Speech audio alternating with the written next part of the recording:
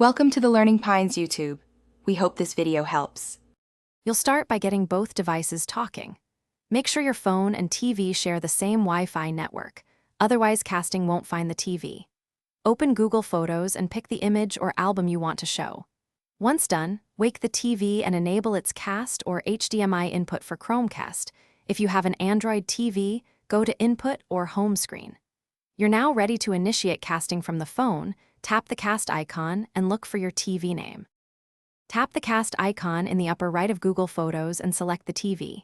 You can display a single photo, start a slideshow, or cast video. Your phone acts as a remote.